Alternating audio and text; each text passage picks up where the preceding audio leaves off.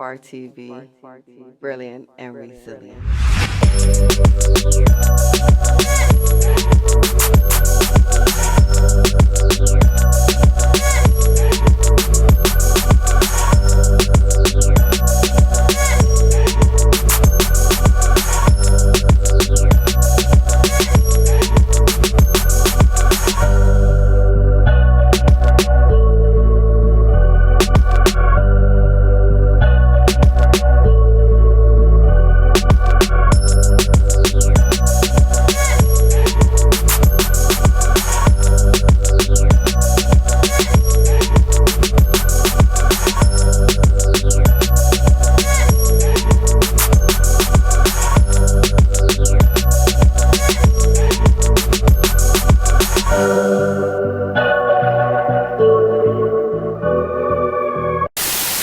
Welcome, guys, to another amazing episode of B.A.R TV, brilliant and resilient television. And if you don't know, now you know we have Akeem Browder. Yeah. Akeem of the Kalief Browder Foundation. I definitely want to take a moment to say welcome to B.A.R TV because you're brilliant, resilient, and you're representing a big movement. Thank you. You made some big moves with this. So, yeah, let them know a little bit about you. Well, I'm a Bronxite, and realistically, I'm a New Yorker because I've also been in Brooklyn, Staten Island, Right. Manhattan, and the Bronx. Just never never But what do you Queens. claim as I'm home? You're Bronx. from Bronx. Yeah, Bronx yeah, boy. Okay, yeah, Bronx yeah. boy. Shout And out to the that's Bronx. the premise of even the stories that I tell. It's people that come from our communities. And when I say our communities, I mean like black and brown, disenfranchised people who don't actually have those opportunities. Right. And opportunities is what everyone that makes it has. Mhm. So when you take away opportunities and privilege, what What do do you you have have? left? So what we do, just a little insight to the Kalief Browder Foundation. We empower youth and young adults that are what they call in New York at-risk youth, at risk for suicidal tendencies, at risk for um, drug and alcohol abuse, truancy, jail, and so we empower youth and young adults to one takes our social emotional learning courses so that they can start learning about themselves more in a way that they haven't been taught. But then we do financial literacy. Um, we do mitigation work because most of our kids are in the court system. Mm. And unfortunately, the statistics are true. One in every three black people are going to be encountered with police activity. That's Right. typically leading to prison. Right. Unfortunately, that's why we have the story of Kalief Browder.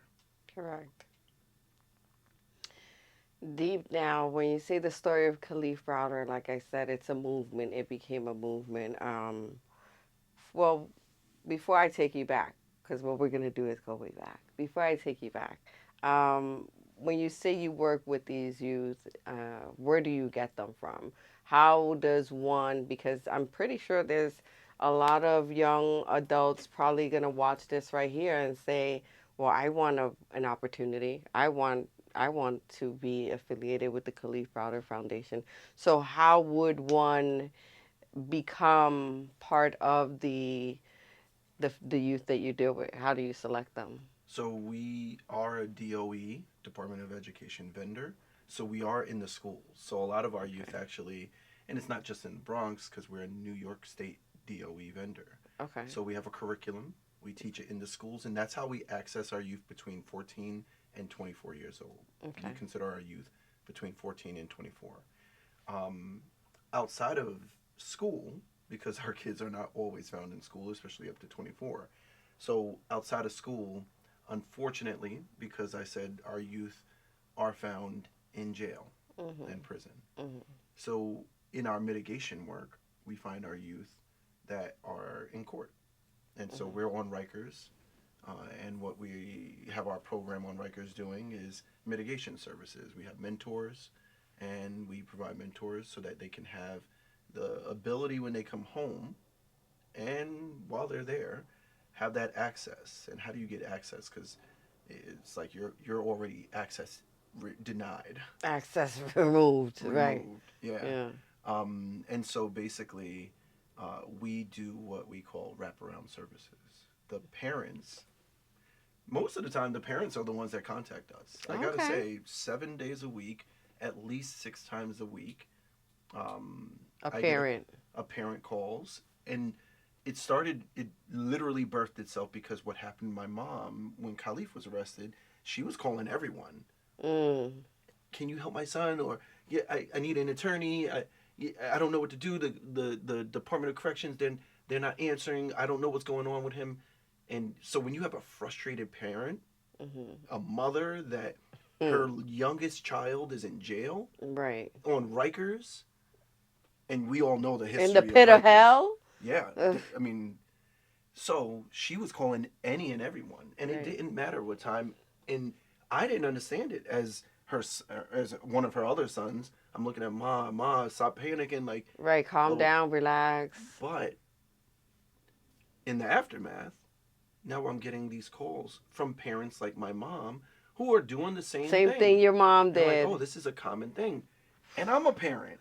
God Now. forbid if anything happens to my son, I'm gonna be the same parent. Through hell and high water. Yeah.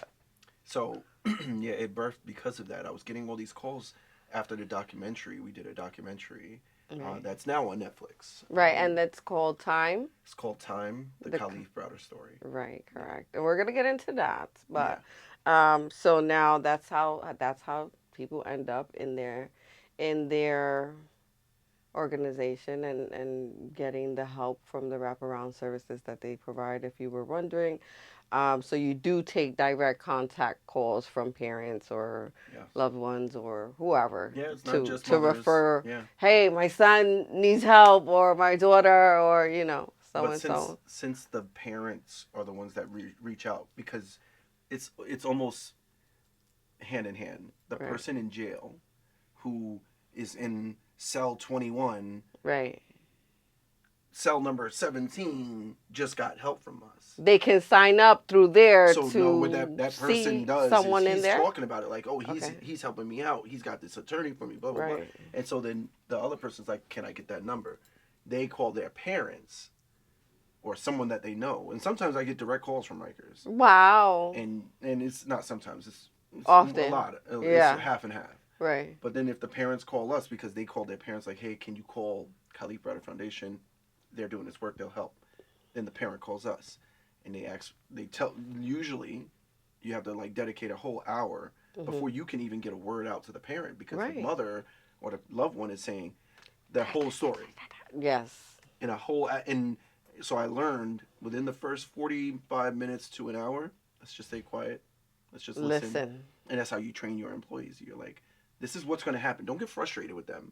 They're the ones that's in dire need. Hear them out. Exactly. And, Mm. and we all understand this. Right. We And all it's understand. actually also very therapeutic. And it's They cathartic. yeah, they Yes. need a lot of, and I'm a mother too, Sometimes we go through something and we gotta vent, release. And that's what it is. And you're They're there to frustrated that receive. Rikers or the jail, because we get calls across the country. Wow. We don't get calls from New Only York from New only. York. We get No. calls in Florida, Texas, North and South Dakota. I was getting calls just Wow. last week. But that's great. That means Yeah. Kali's story touched Those people everyone. everywhere. I mean, No, his story did touch a lot of places. you've seen it, right? Yeah, I watched it Thank you. after I did my homework. I was like, hold on. You said, did you see it? And I'm like, no, I didn't. I'm going to watch it before this interview so I can make sure I don't look like an idiot. Like some people do. They'll sit there and didn't even watch it and then talk to you and look kind of confused. I've been on interviews like that. Yeah, I'm not that one. So now I'm glad we brought that up. Now I'll get to my I've next been on point. interviews that also is like Kalief Browder. I'm like, so you Khalif. didn't watch the show, right? Right, because Or they say Khalif a lot, so you would know how to pronounce it at the very least. With that said, I'm glad you mentioned your mom.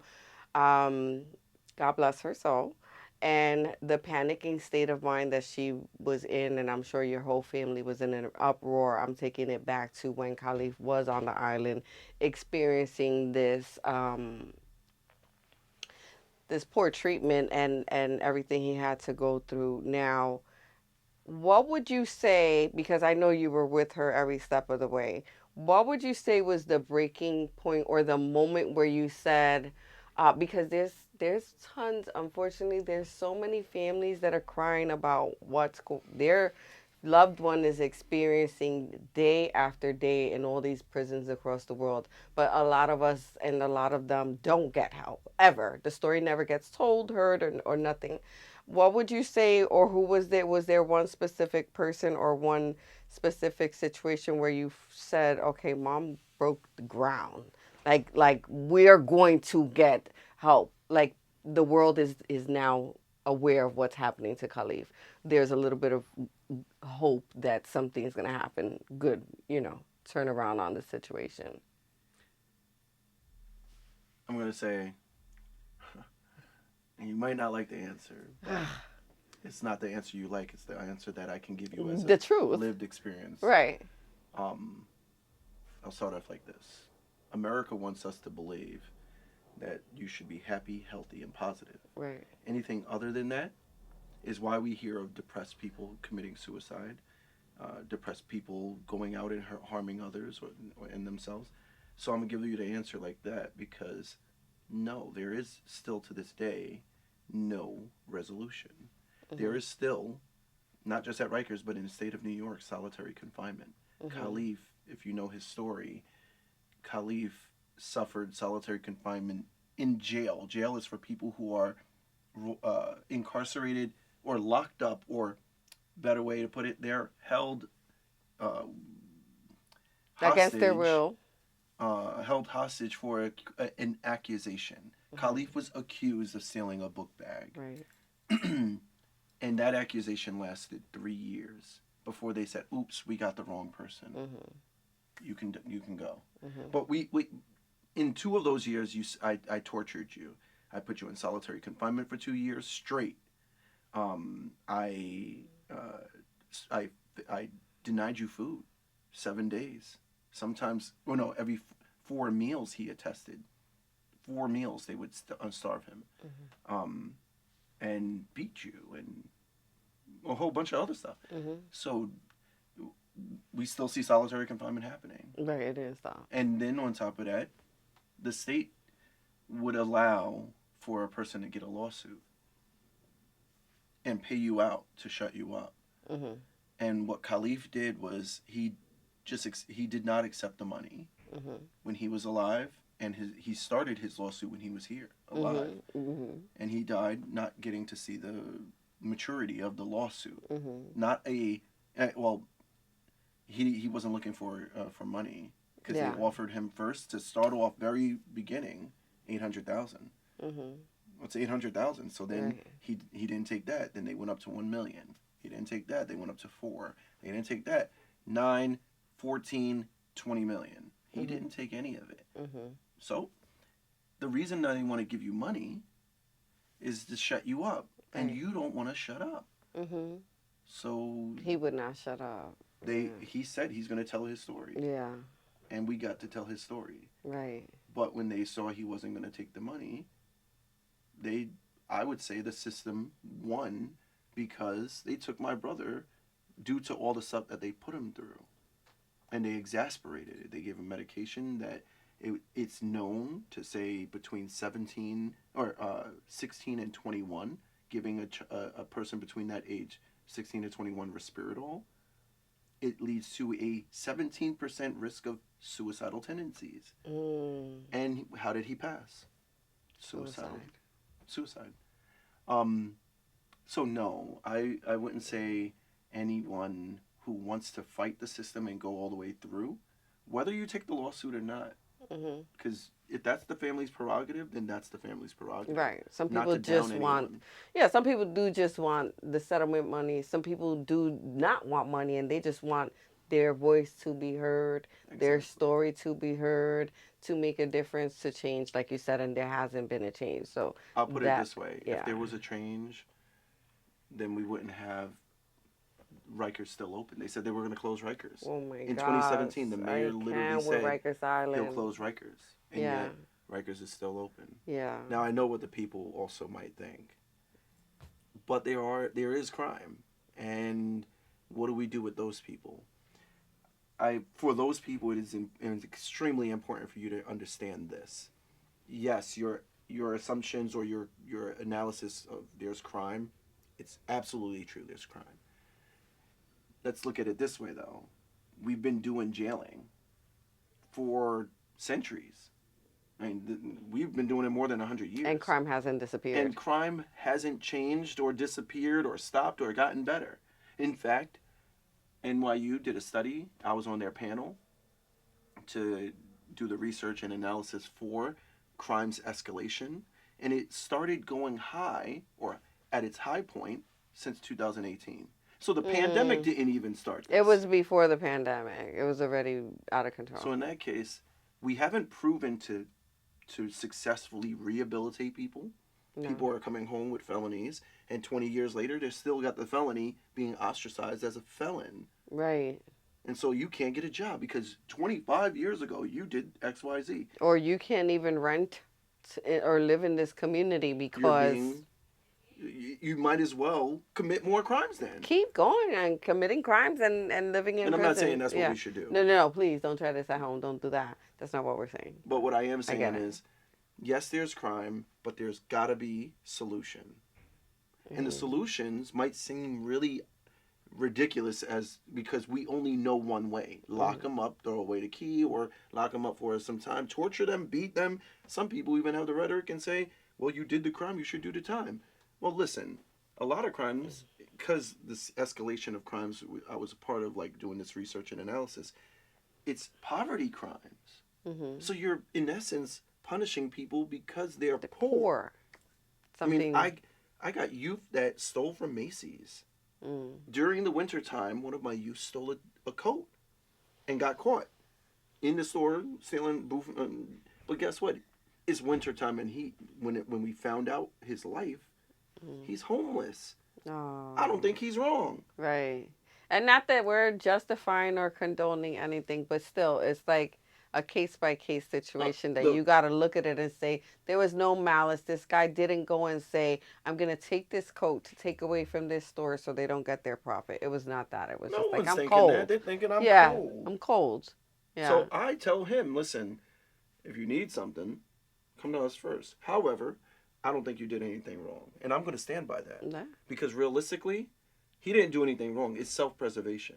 Mm-hmm. And I'm cold. I'm homeless. I'm only 17 years old. Bendito. Come on. Mm-hmm.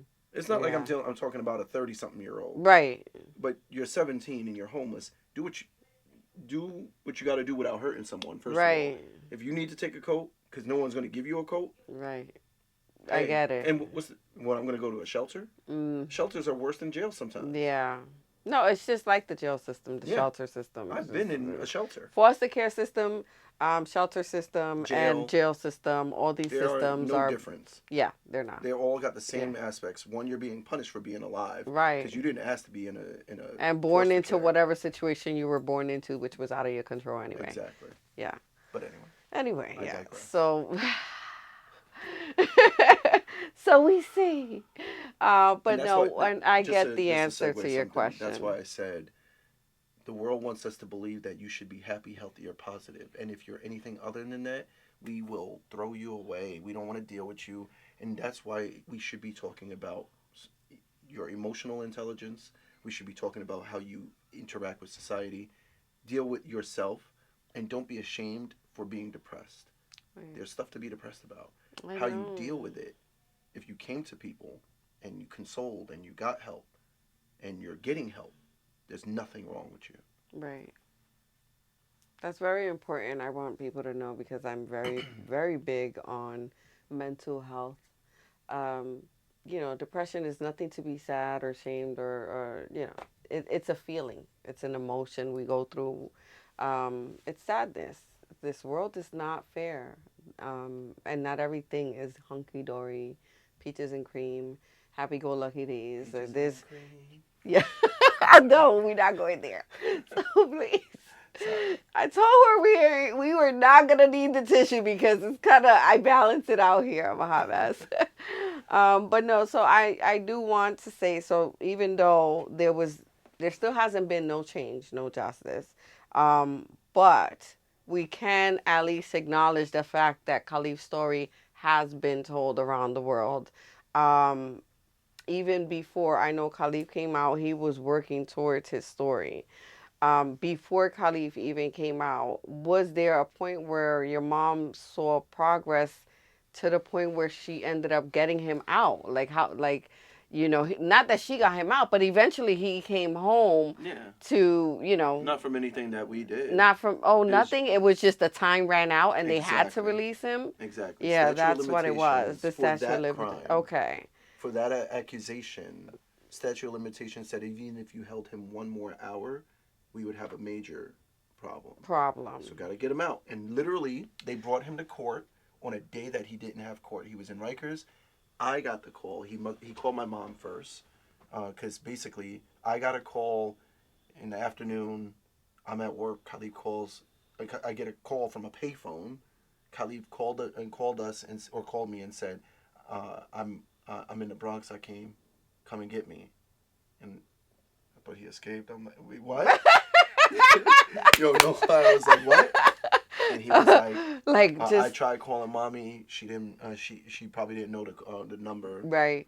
And I just picked up my phone. It don't matter." Mhm. And so I hurried up and got him. And Okay. that day, when I picked him up, I'm like, "Wait." I had all these questions Right. because you didn't have court that day, Right. How and did all of a you get sudden, here? all of a sudden, you're in court, and they just open the door and let you out, Because they knew they couldn't pass another day. and So they knew they were dead wrong. they really kept him as long as they could keep him. Exactly. That day, Um we drove around Manhattan looking for an attorney, a civil attorney, to take his case because proof is in the pudding. All charges dropped. He got the papers. right. Drove around looking for an attorney. It's like they did their homework first. They said, "This kid is going to be a problem for us. Let's not get him Yep. with any attorney." So they probably sent a memo out to all these civil attorneys because that's the next step. You don't go Mhm. to a defense attorney. Right. You go to a civil attorney to take a lawsuit out. Mhm. And yet, no, every attorney we went to, and I went to one that did my civil attorney back in the days, and she was like, "Oh, I don't think he has a case." Like, come on. We went to 11 different attorneys driving around Manhattan. I just, out of nowhere, I had no more clues on who to go to. And I called my defense. I have a defense counsel, Mhm. a criminal defense attorney, Paul Prestia. Lucky, this man answered the call. I was on Wall Street. We were driving around, just driving around the attorney's offices. And Mhm. I called Paul. I was like, "My brother, I got to tell you about this." He's like, "No, that doesn't make sense." Mhm. I was like, "Yes, he's here with me." He's like, "Just bring him to my office." Mhm. I parked in the parking lot, went upstairs, took his case that same day. Tell me why a defense counsel, and he has his own law firm, Mhm. but yet he ended up turning it over to a civil firm that does civil and criminal so that he can take my brother's case. Mhm. He's a defense counsel, but he Mhm. could clearly see that this is a actual case. Right. So why couldn't 11 different attorneys, one who represented me before, pick up that case? They Mhm. all, I believe, no one could convince me differently. They all got a memo to They not represent this kid. right. They told him all these things. You just looking for money. Um, they had the right to do what they did. Uh, you sure you did? I heard one of them tell him, "You sure you didn't do it?" And that was a black man. Mm-mm. Meanwhile, I'm like, wait, I'm going to my Be brother's. your own kind. Yeah. Yeah. But hey, But hey, got so the case. that was their loss, Yep. clearly. And then that guy, the black dude I'm telling, called literally while the documentary was going to air. "I heard about your brother's case. If you still need help, let me Mama know." huevo. Oh shit. Mm, no, that's a shame.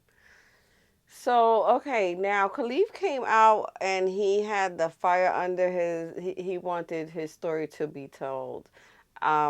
like I said again, many of us come out of there and there was an injustice, and we want people to hear our story. Some people say, "Oh, you're crazy." Some people say, "Oh no, you did that. Don't stop fronting." Who was the first person that took him seriously about his story? The attorney. I mean, the civil attorney that took the case, but In the media, aside you the mean? media, in the media, like what made it publicized? How did it become? Mark Lamont Hill. Okay, So how? You know who Mark Lamont Hill? No. So Mark Lamont Hill Okay. is well known. All right. Um, Sorry, I don't know you, Mark, but I'm about to know you. at the time, he was a news correspondent for I can't remember the show Okay, because we he's don't not want with to the give the show yeah, name yeah, no yeah. proper anyway. It's And now okay. he's a doctor. Okay. Oh, He's he's brilliant. very well spoken black guy. Okay. You got to check him out, Mark Lamont Hill. I'm gonna We follow you, appreciate Mark you. Lamont. I'm gonna follow you. I Um, appreciate you because that's why we're here now. and then he did an interview. The interviews that you saw him on the couch with the black guy sitting next to him Right. during the documentary. Yes. That's Mark Lamont. Okay. I do know who it is. Yeah, I yeah. thought I just didn't pay attention to the name. Well, Yeah. yeah, but he then that interview from that interview, we found out Kalief was getting so many hits. People Really. were taking to his This story. is what I wanted to hear. So that moment was pivotal. He started getting a lot of hits. People were And taking to then his the New story, and York then. Times. Mhm. And so the New York Times sent a reporter, and her story ended up on the front page of the New York Times of Kalief Browder. Mm. And from there, It took off. everyone, I we had offers coming from everyone, coming back and forth from studios, and luckily, uh, Paul, while he's taking the case, we have like the case going. The public was hearing about him for the first time, and then wanting to know more. And then from there, a producer came to us, a production company Mhm. representing Cinemark, Mhm. and yeah, they got together and said they want to tell the story, but I was very adamant that wait, we don't know you, Right. and I understand like this is what you do, but you can't tell my family story. I can tell my family story. Kalief can tell our family. So they actually allowed that to be the process. Like, yeah, Mhm. they wrote. I was a co-writer of the documentary, the Mhm. docu series, Mhm. which is actually the first of its kind as a docu series. Mhm. Um, and so we did that, and we only got like a quarter of the way through where we started making sizzle reels. And since I also had a prior relationship with Jay Z, we took this to Shaka, which is You had a prior relationship with Jay Z. yeah. How? Explain that. We're not gonna skip through that. You don't say that just so lightly. What do you mean? Take it there. I mean, so basically, I also have a story, and I'm not going to divert from Kali's story. Yeah, we're not. But in So your story, yeah, yeah, and so basically, I know Rock Nation through work that I've been doing, okay. and that's how we have that So the relationship. relationship came about. So then Jay Z had interest in Well, Shaka, Shaka. Okay. Shaka got us. Actually, she made that call. Like we showed her the sizzle reel. She made that call to Jay Z right then and there. Mhm. Jay Z then got on a flight from L.A. to the Bronx or to New York, and then Kalief met with him and took it from there. Kalief ended up staying with him for 2 weeks. Jay put him under his wing just because this kid was not looking for money. Right, and I want to stop right there and make a very kind of important point here. So, because a lot of people, even me, that didn't know any better, they're like, "Oh wow, yeah, Jay Z was," but yous were already had sizzle reels, like you said. Yous were already creating the doc. Khalif came out on fire. He wanted his story to be told. He was already how do you call that? Doing Doing interviews. Yeah, interviews, collecting his footage, gathering, telling his. He knew in his heart that he had a story to tell that of the world course. needed to know. So and then Jay Z came into the picture as EP, Executive no, ED, director. Yeah. executive director. Yeah. So that just means, just so people could understand, because I hear it a lot, Yeah, that break it documentary that down. Jay Z did, Yeah, and yes, he's the recognizable name. right, And so if you said that documentary that Akeem did, they would be like, "Who's Akeem?" right.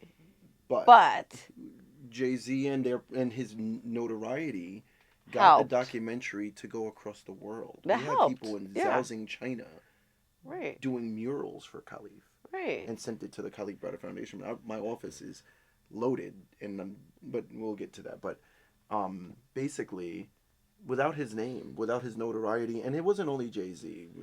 The way we did it, and unfortunately, and this isn't a slight, this is a straight up disrespect. Unfortunately, we had Harvey Weinstein. He was the executive director under Jay Z, Mm. and so I didn't know that. that's because you don't read I the didn't credits. pay attention to the credits. How dare I? No, no, Mala. no. So Desgracia. basically, and he wasn't the only one. Oprah, Whoopi Goldberg, Rosie O'Donnell, love her. Okay. Rosie Perez. We had so many people put in to this So the. documentary, Mhm. but the way we did it was the first five slots. If you put a certain amount, you got top name on there. So who do you think put the top? Jay. Jay. And of Then course he would, because The Rock is here. Now let me stop. I'm so Jay Z. I'm a Jay Z fan. I'm Brooklyn. Originally I lived. I told you in the Bronx too, but originally from Brooklyn. So yeah. you know, shout So out to basically, Brooklyn. yeah, all of them contributed, and I Mhm. mean they were.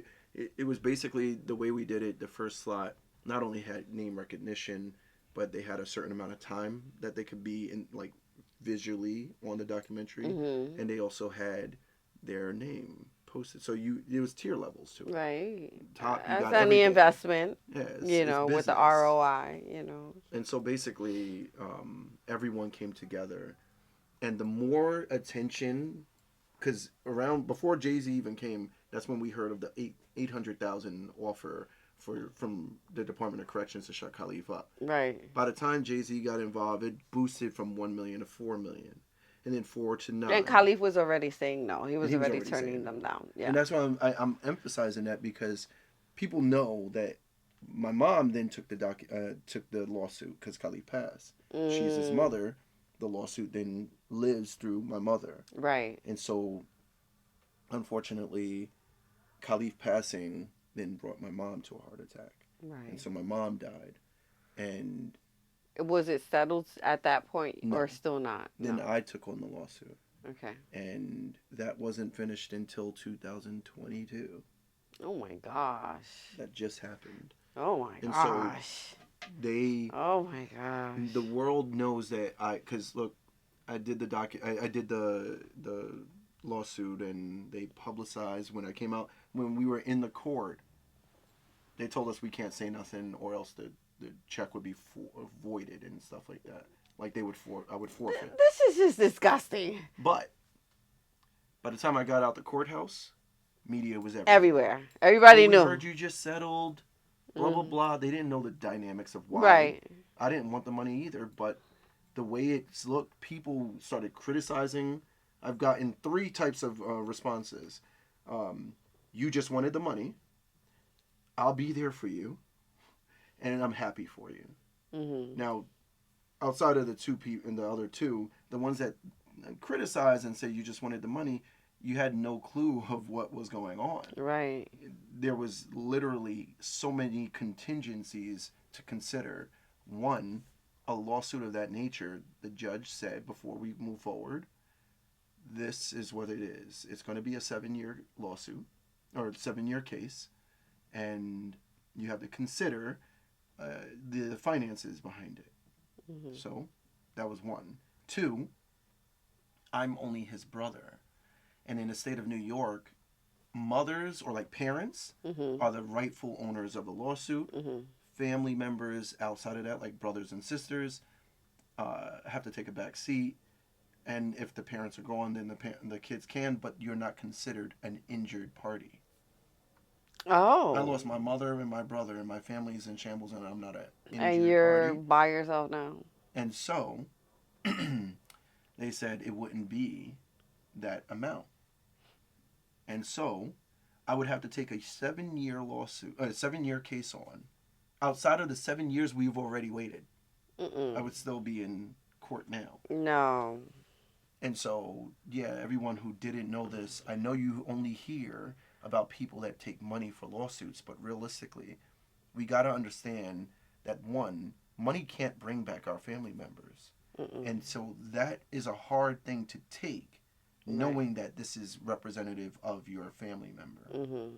And then on top of that, whatever anyone considers justice for their family, if I say, you know what, justice for my family looks like 20 million, Mm-hmm. that's what I say. If And, I say justice for my family is I'm going to do XYZ, whatever it is, that's what you think justice looks like, mm-hmm. not what you think I should think justice looks Yeah, like. no, everyone is their own justice is what, nobody can tell someone else at what point or what would bring justice for anything. That no, Yeah. that's crazy. But But hey, people like to mind other people's business all the time, and they also like to count people's pockets. We don't do those things here, so it's all good. thank God. Yeah, we're here on Bar TV. You're in a safe place. I am judgment free here. So okay, so now like you said, unfortunately your mom passed. It Yeah, was definitely hard. Can you crazy take hard. yeah, crazy hard. Um I don't want to obviously if you haven't watched I don't want to give away too much because I want people to still go and watch the documentary. You really have to watch the documentary. So I'm not going to say anything that they would have to go to the documentary to see. But when Kalief caught his case, prior to that, um, you being his brother, family, loved one, you saw the change in Kalief from how Kalief was when he went into Rikers Island to how Kalief was when he came out of Rikers Island. How was that on you? Kalief Pryor. Let's just talk about Kalief, the human being, the Right. kid that The kid, my your youngest brother. baby brother. So my mom, first of all, it starts with my mom. Right. My mom adopted us. I'm the first adopted. Kalief's the last adopted. We're Okay. bookends. But in between, my mom foster cared 31 kids. Oof. She was the God bless mother her in the heart. shoe. Our house Right. was I open. say that was my story I relate to. I love that story.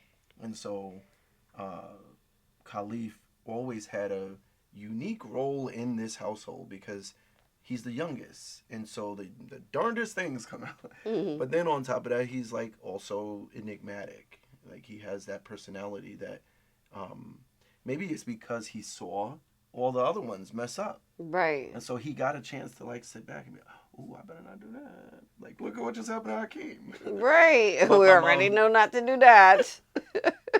but we have two older brothers. So I'm Okay. not the oldest. I have two older siblings that my mom had herself. Okay. And so we had a huge family.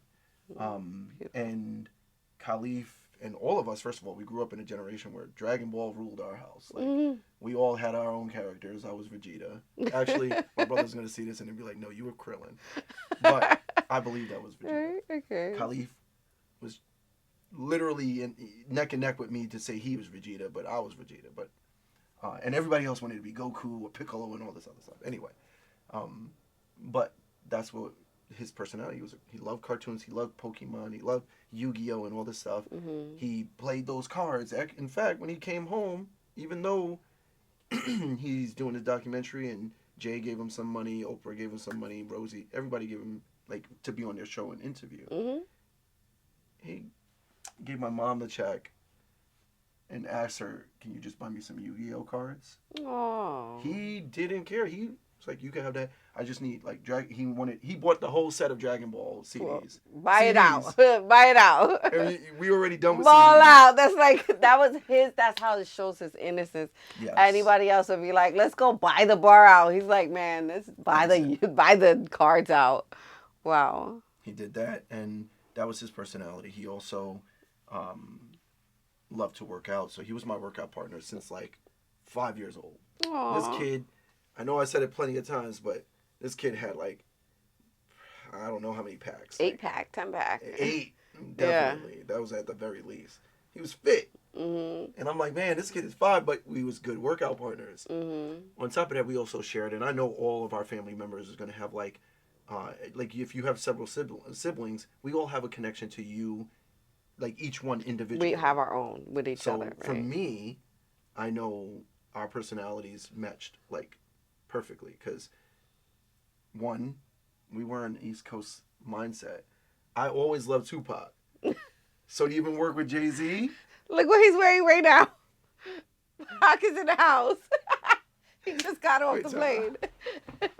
Ah! Flex, the flex. But Yeah. yeah, Kalief loved Tupac. I would say it's because I played it in the house like religiously. Right. And so like we would work out to it, we would sing to it, we'd like go to sleep to it. So anyway, so and none of my other brothers are Tupac fans. Oh, So yeah. that's why I was like, oh yeah, you and I, yeah. Unfortunately, we also shared that before freaking 17 years old, we both ended up locked up. Mhm. I was arrested, wrongfully arrested, in 1997 at Mhm. 15 years old. Mhm. And he was locked up at 16 years old. Mhm. And we both ended up on Rikers at those ages. Mhm. Should tell you something. Right. 15 years old on Rikers? Mhm. What is New York thinking? Yeah. But 1997, no one gave a damn about a Whatever black person in happened jail. to not to change it, but wasn't there like a Spofford or a Mm-hmm. juvenile detention centers? Closed that down. Why, oh, they closed it down, so that's They why they're reopened it. sending They the reopened it. youth to Rikers Island. Well, then they Then reopened it. So now it's open again. youth go to Spofford Oh, okay. or Horizons actually. Mm. But that being said, no, it wasn't there for me. Okay. Um, but yeah, Khalid's personality was childlike, and when he came home, well, I'm gonna say while he was there, because Mhm. that's a transition as well. Right. I remember Khalif on a call. We were talking. It was on a visit, not a call. Mm. I visited him at one point when I got there. It was me and my mom and Khalif on the other side, and my mom, she couldn't take it. She was emotional, blah blah Mhm. blah. But she hit it really strong. Like nothing's wrong, but we knew it's just like you know your mom. Mhm. And she went to the bathroom. And she said she had to use the bathroom. When Khalif, so it was just us. He's like, bro, and this is when the real fear came out. Mhm. Khalif started. He was confused. You seen it in his eyes. Like first the confusion. He was like, bro, you wouldn't guess. It's not the people in here that's the problem. It's the correction officers. They say that they're here to protect you, but they're the ones setting you up. And he's like whispering in, like, and I'm like, oh, shoot. I knew this because I was there. And Mhm. now my youngest brother is Mhm. experiencing the same thing. Damn, nothing changes. They Mhm. are so corrupt there.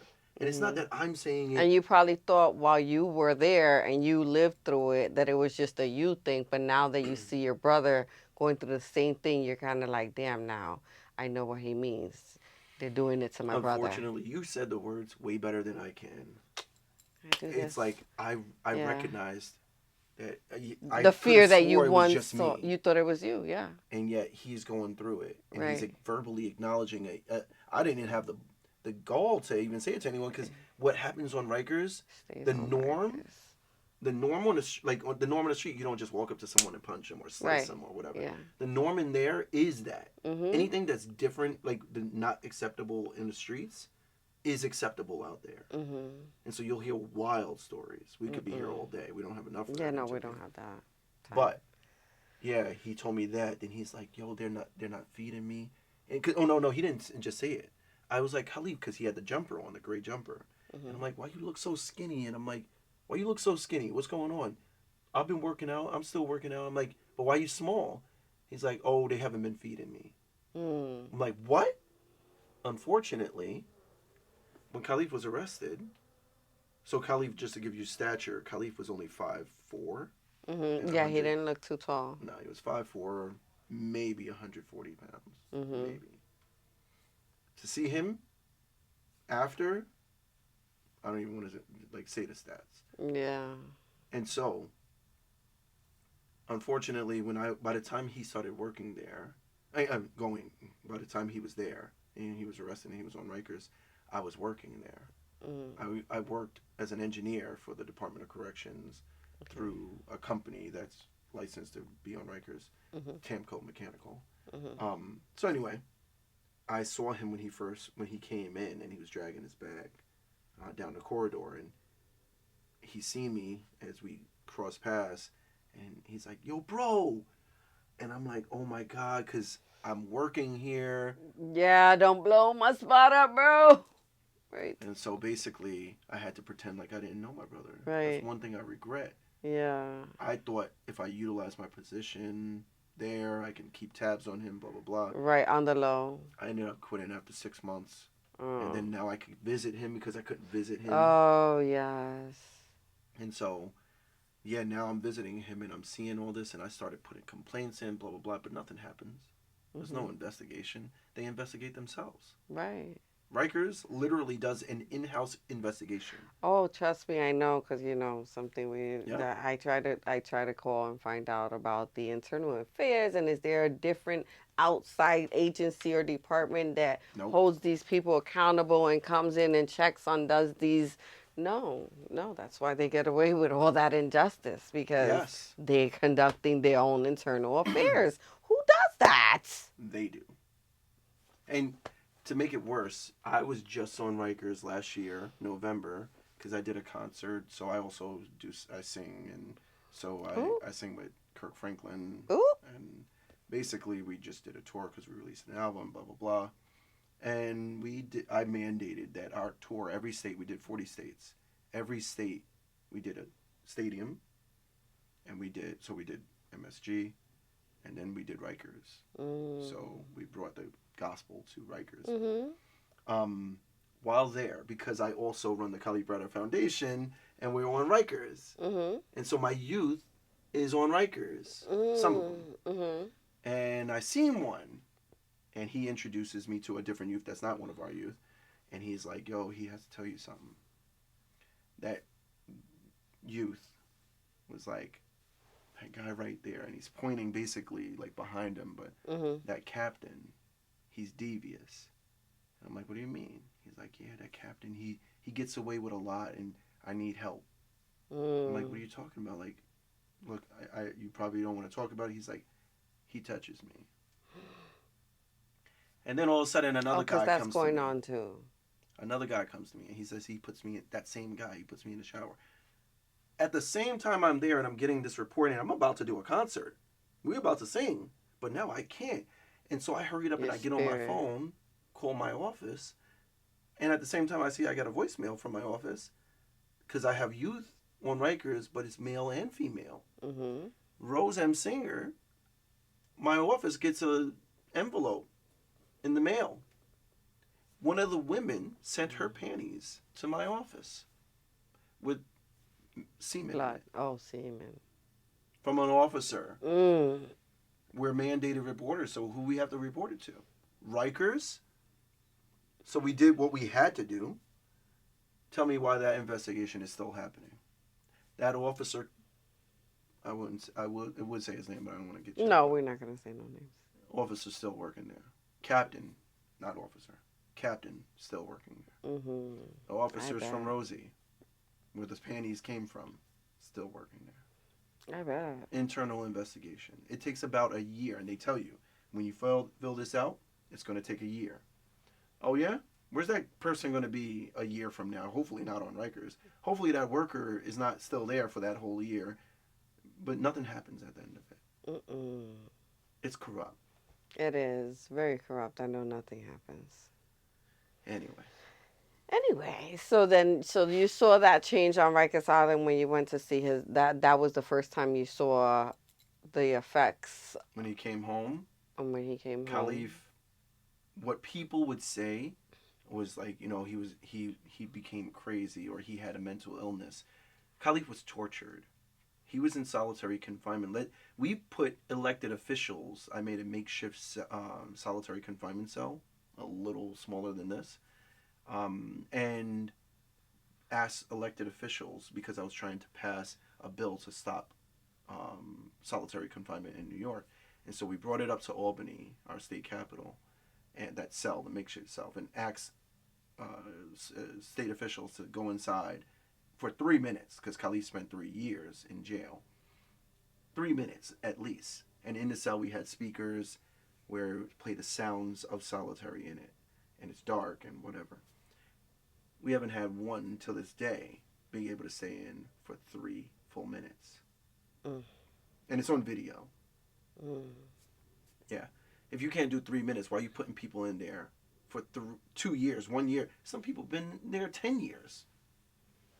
So it's a problem because when Kalief came home, people said that he was mentally ill and that he was crazy, or I hear stories blah blah blah, where people don't understand the linguistic or the terms associated with someone who's tortured, or even that has mental illness. Mm-hmm. Like, we have to break that stigma. Kalief came home after being tortured, which led to him in solitary The confinement effects talking of to being himself. tortured and the effects of being in solitary confinement obviously took a toll on him, and so he came home a little different. Not a little different. He came home all the way different.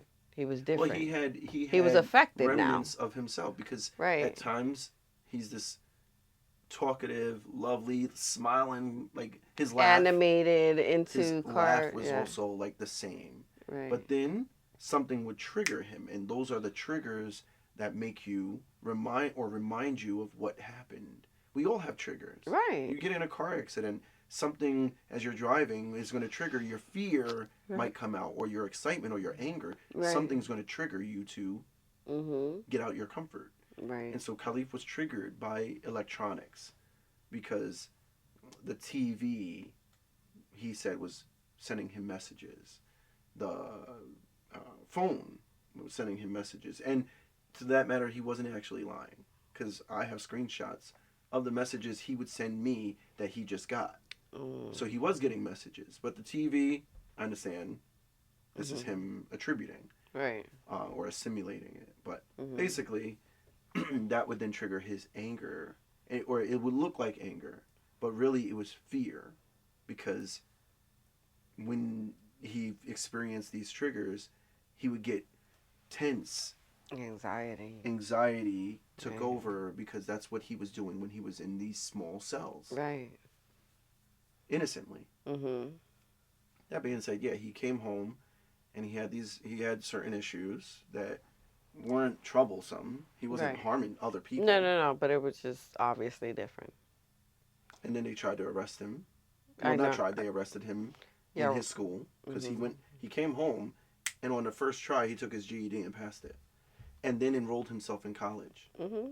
BCC, Mm-hmm. Bronx Community College, Yeah. and he had a 3.8 GPA. Yeah, I saw that. I mean, I'm in college. That doesn't. I It's don't have a not 3.8 that easy. GPA. It's not that easy to have a good. To take a he was test. clearly intelligent. He was. Clearly He was. intelligent.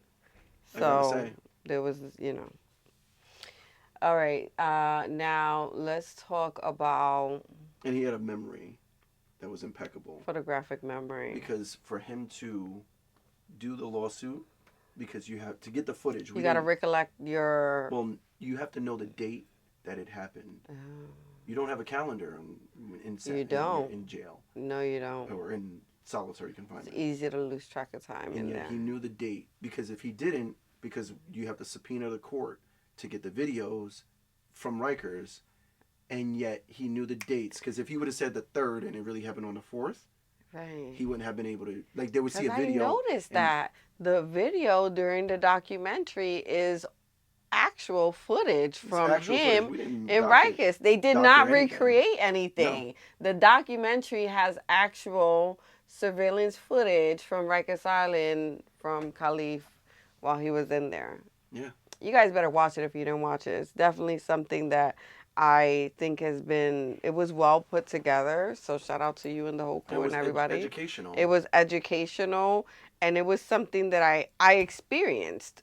It was an experience for me to watch it because just it was it left an impact on me. So now, okay, so your mom passes away, Khalif passes away. Wait, no, before we fast forward and bring us to the current time, um, the day that Khalif passed away, did you notice anything specifically different about him, or do you feel like he was triggered by something that caused him to lose that fight against Yeah, suicide? yeah. I mean, Khalif, his practicing grounds for suicide started in Rikers. He never did this when he was home. He was a happy kid. Mhm. Never did that. Self harm wasn't a thing for Mhm. any of us. Mhm. Um, and so when he came home, he already knew what to do. And Mhm. when he took himself out that day, he did what he was practicing on Rikers, The same hanging exact himself. thing, right? And so that morning, it happened at 11 in the morning when I got the call. Mhm. And I lived 7 minutes away from where my mom lived. Mhm. And so my mom, she called me, and I thought, because my mom would call me whenever Khalif goes off on a walk, like he just didn't come home, and somehow I'd find him, like just either walking somewhere or in a building at the top floor. Is like you had to know Khalif to know where to find him, Mhm. and so she would always call me to find him. And when she called me, I kind of thought she was calling me to tell me to stop him or save him, or so I got in my car. Luckily, I was home. I was getting ready for work, and when she said this, I'll be right there, ma. And I hung up, got in the car, and I'm driving, rushing to the house, like literally speeding on the opposite side of the street because it's starting to kick in that she said, no, he did this. So I get there, and cops, because I was driving on the opposite side of the street, they actually was driving behind me, and I just didn't care. I just kept on going. Get out the car. Cops come seconds behind us, and I run in the house, and I see Khalif on the floor, and the medics are already there, and they already performed CPR, but they're about to zip him up now, Mhm. and I blacked out, like, because I didn't come in time to save him, and instead I'm thinking someone killed him because the story is not clear to me at the moment. Mhm. And then my mom told me everything that happened. That she actually she he came to her room. She was downstairs. He was upstairs. His room was upstairs, above her room. And she said that he came downstairs and said, "Ma, you all right?" Because he's always checking in on mommy, right? Mhm. And so uh, he asked her that. She said, "Yeah." He goes back upstairs, and she said she heard him upstairs. You know, there's a wooden Pacing, floor. walking, He was yeah. pacing, and then she started hearing furniture move. Hmm. And she even said, she's like, "I thought, like, what the heck is he doing? Like, did he Rearranging just the rearrange room it?" or Yep. something. And instead, what he was doing was taking the air conditioner vent cover off, Oh. and then so that was the banging, taking it off because he didn't have a screwdriver to undo it. So he Mhm. banged it out, Mhm. tied the rope to the bed. He brought the Mm. bed closer to the air conditioner vent, tied it to the bed, and then took himself out. My Right. mom said that because her room is right above, it he banged into her window,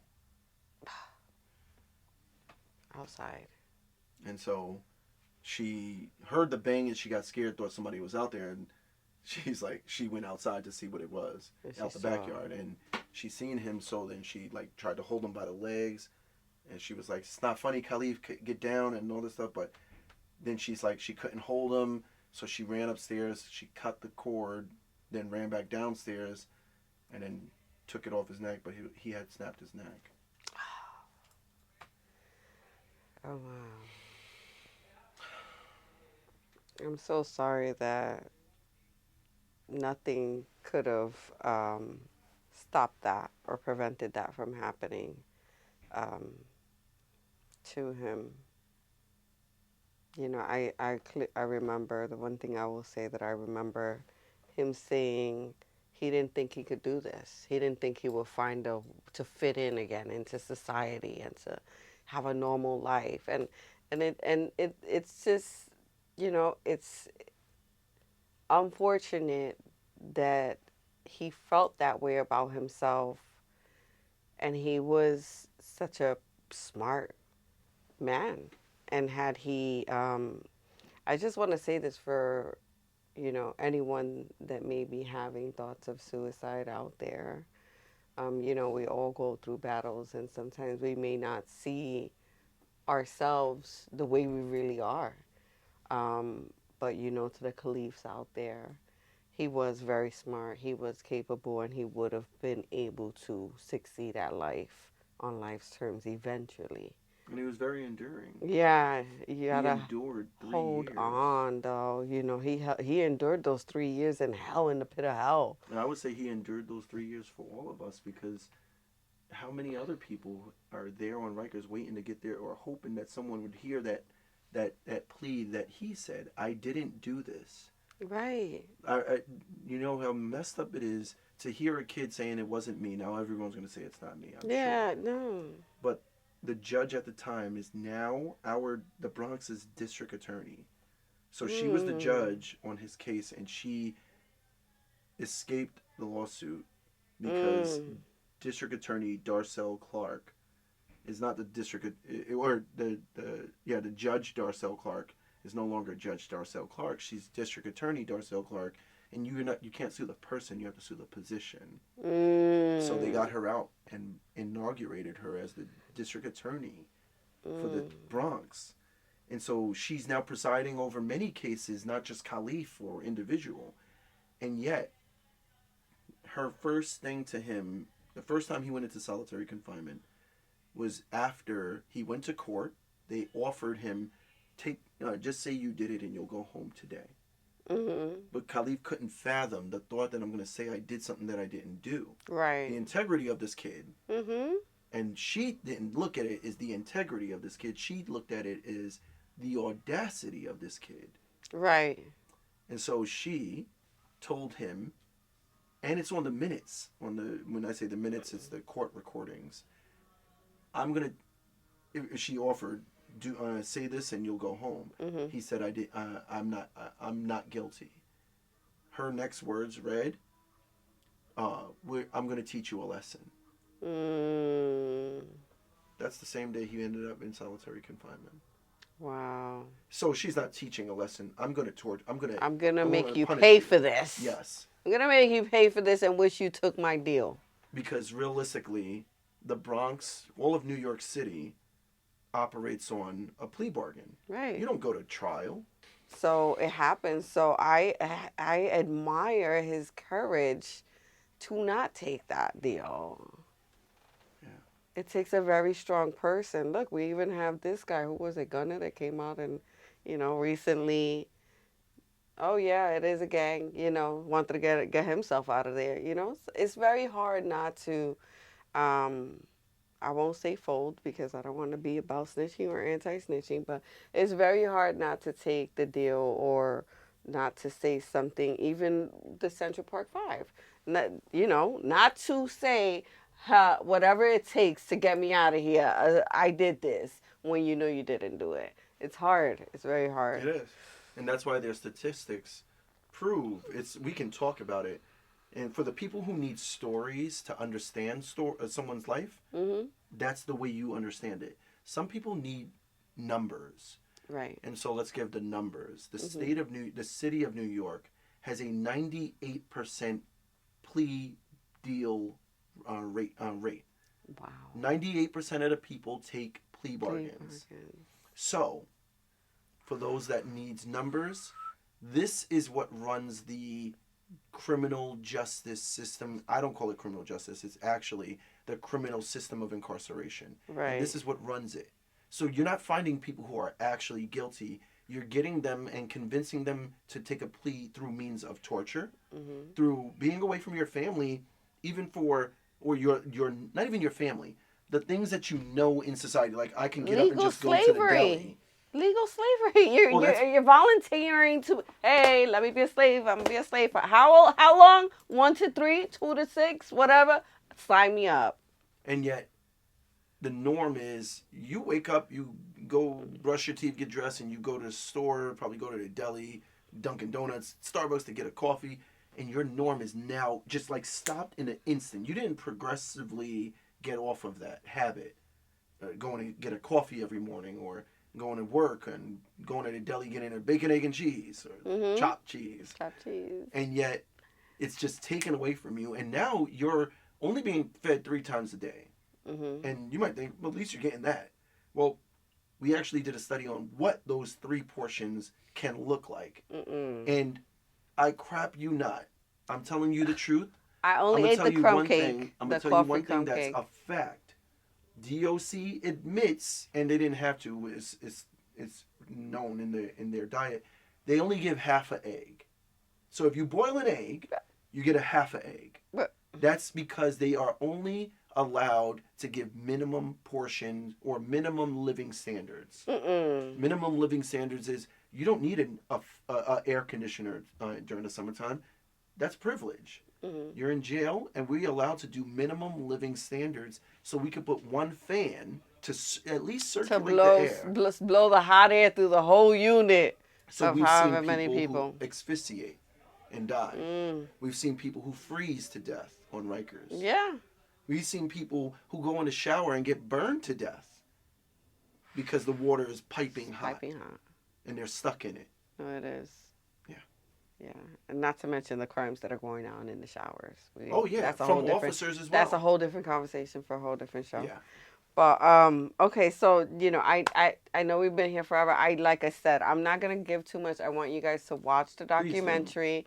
I know it's Um, sad to watch. I actually went through it pretty. It was hard to watch, but it kept my attention, so I wanted to finish.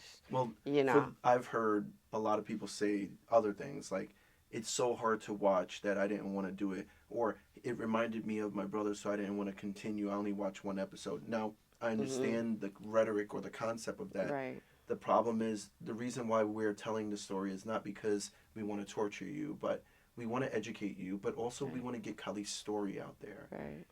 He wanted his story told. Right. You have the opportunity because you're free Mhm. to do something while it's educational, it's empathetical, and then you can learn about what you may not ever experience as maybe a white person because 1 in 3 black people are incarcerated.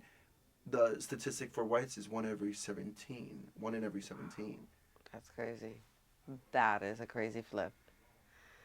So please watch it. Now let me bring you guys up to speed here now in 2023. Happy New Year to everybody that made it through to this year.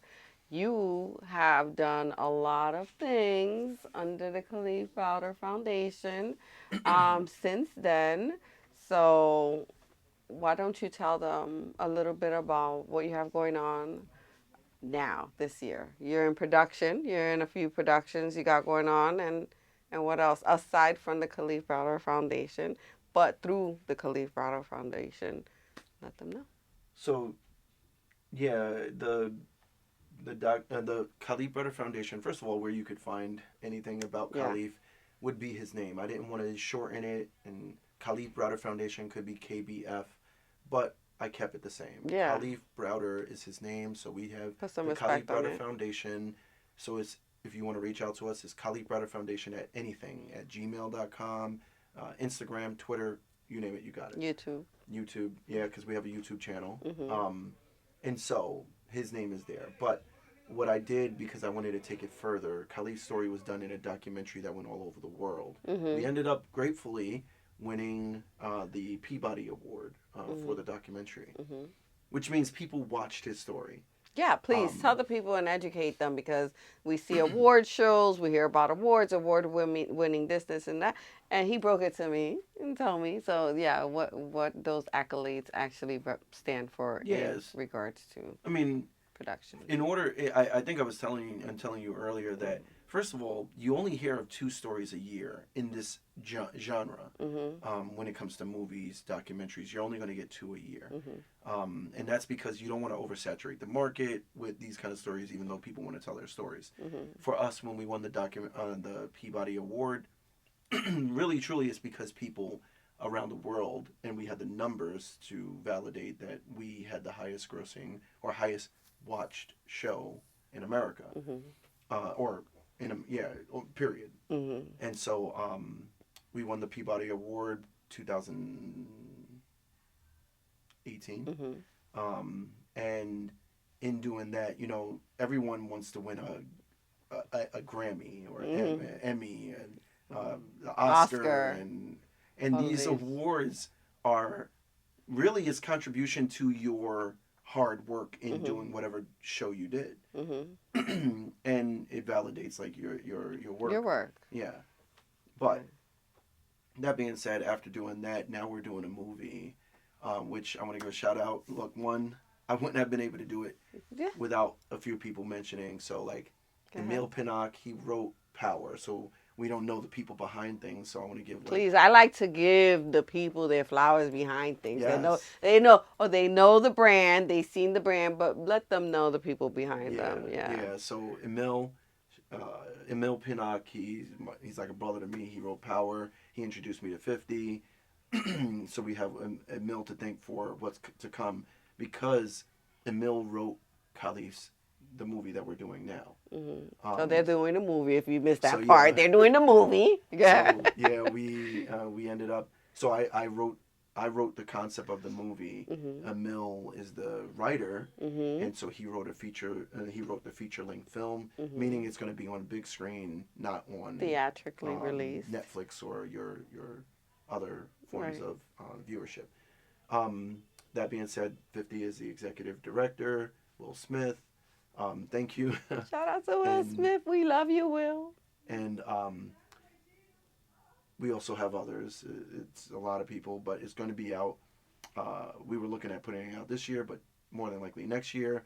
And the production company, um, one obviously G Unit Mhm. is a partner. So Green Light Gang. Shout out to 50. I'm also a fan. and so Sony Of his also picked work. it up.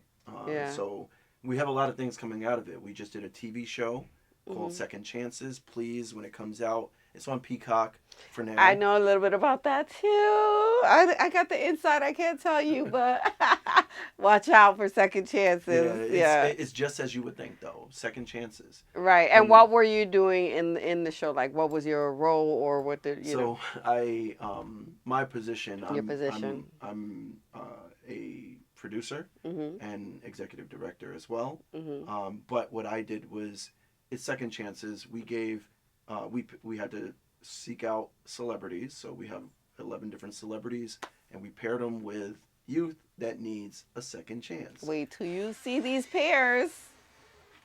And Okay. so those youth, we or those celebrities, basically what we did was tell them, hey, it's not just a check. First of all, that's not how you give a second chance. Of Mhm. course, they need money, Mhm. but They do let's get use money, let's but use your celebrity and your audience to give them the second chance they need. And so, mhm. what does that look like? And so, we're working with these not elected officials. We're working with these celebrities that we're teaching them basically how you can help them. And we have the youth there because they're the ones telling them how you can help me. Right. But What I'm kind of the in nobody? between, Yeah. because most of the youth are the youth that I work with. So Mhm. yeah, Nice. that Interesting. and the movie, and then one good thing that came out of it was, or they felt relevant to say it, but so they're doing a documentary about me as well. Ooh, you heard it here first. I love these little juicy things. They're doing a documentary about him. See, I originally, after watching the documentary and after we had a 2 hour drive that we were stuck in the car chatting together. So after that, I wanted to originally focus on you and your story because I know that you come with a lot also that encompasses who you are and the driving force behind the Kalief Browder Foundation, but I respectfully wanted to dedicate this time to Kalief. But in the future, I am going to bring him back, and it's going to be all about him. So I'm glad. So who's behind that documentary? The documentary? Oh, About mine. you, yeah. So yeah, yeah. Yeah, you're going to give him a little bit here, a little bit. So I wait, you want the production company? Yeah, Because that's through Sony. Sony. Sony said Okay. in order for them to do it, they want to do a documentary about me. Okay. So we're doing the two part. It's a documentary and a podcast. So Ooh. it's on Sony's podcast. Okay.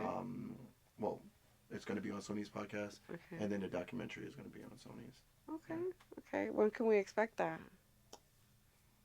We'll have to To be keep continued. that keep that going. To be continued. Yeah, let's wrap this up. Again, thank you for coming on Bar TV. You are brilliant and resilient. I'm giving you your flowers now. Thank you. And, we'll be back with Same his to you. story so that we can bring you the full, exclusive about Akeem, who is also very interesting. And yeah, close it out with whatever you want them to know or last words. My last words literally would be, listen, everyone has a story to tell. And you may not know that your story can influence or impact another person in a way that inspires them or makes them or motivates them, but we have to get to the point where we can hear your story too. So I would love to hear everyone's story as much as possible or get your stories out there. But it's because I know how powerful your story is. Right. There you go. And please reach out to him. He is a humble person. I literally sent him a DM one day. Hey, I don't know you, but I got a question. Can you help me out here? He's immediately, like, we were right on the phone, and here we are. Magic. So I definitely want to thank you for your time. Appreciate you. Godspeed ahead. Much blessings and protection on the journey that you have ahead of you. That's a wrap.